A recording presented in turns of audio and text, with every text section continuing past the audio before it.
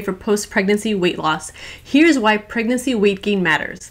Like it or not, eating for two isn't a license to eat twice as much as usual, even though so many people have been saying it is. Use healthy lifestyle habits to manage your pregnancy weight gain, support your baby's health, and make it easier to shed the extra pounds off after delivery. Here are some pregnancy weight gain guidelines. So technically, there's no one-size-fits-all approach to pregnancy weight gain because appropriate weight gain for you depends on various factors. This includes your pre-pregnancy weight and body mass index, which is the BMI, your health, and your baby's health will also play a role. So you want to work with your healthcare provider to determine what's right for you. Consider these general guidelines for pregnancy weight gain.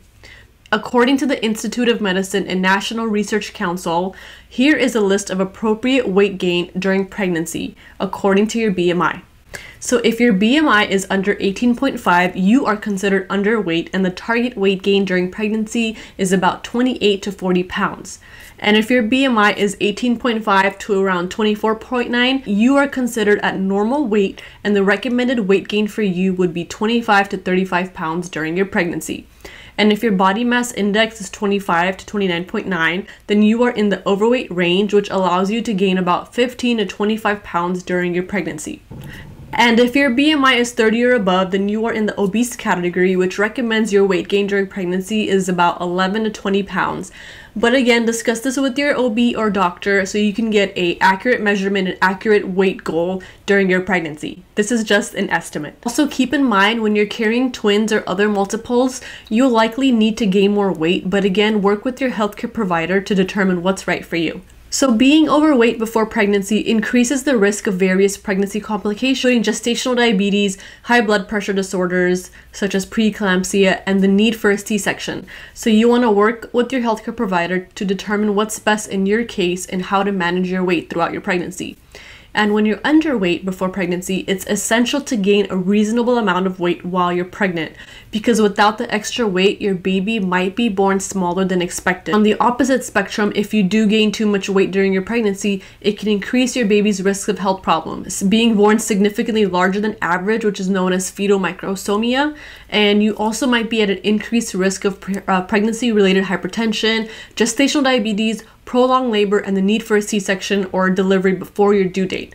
So again, excessive weight gain during pregnancy can increase your risk of postpartum weight retention and also increase your risk of blood clots in the postpartum period. So please be mindful when it comes to weight gain during pregnancy.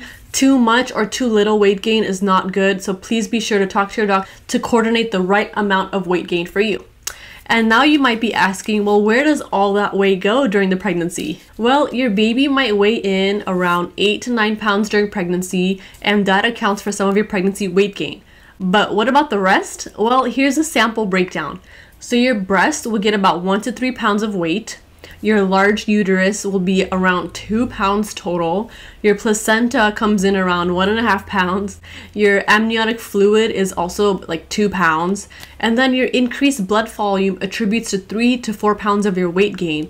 And increased fluid volume in your bloodstream is also about 2 to 3 pounds. And then your fat stores will be around 6 to 8 pounds. So again, all that weight will be somehow put in use during your pregnancy, whether it comes from fluid retention or the amniotic fluid. Just know that the weight is going towards your baby. So most women don't need to gain much weight in the first trimester, which is good news if you're struggling with morning sickness and vomiting. So if you start out at a healthy or normal weight, you need to gain only about 1 to 4 pounds during the few first months of your pregnancy.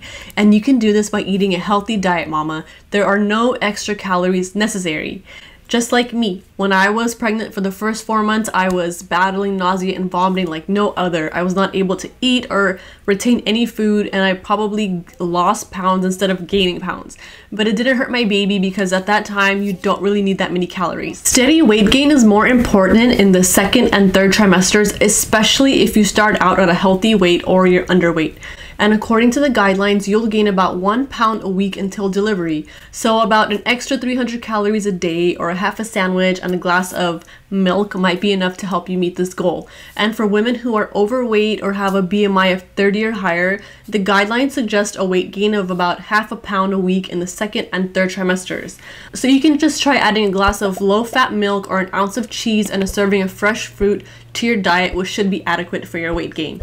And you're going to work with your healthcare provider to keep a close eye on your weight. And a dietitian can also help. But again, mama, do your part by eating a healthy diet and keeping your prenatal appointments. And you want to keep your pregnancy weight gain on target. And so your healthcare provider might offer suggestions for boosting calories or scaling back as needed. Again, just go with your doctor's plan, mom. Again, your doctor is the number one person you're going to go to regarding adequate weight gain during pregnancy. And so I hope that this weight gain journey will be a beautiful one for you, mama, for your pregnancy.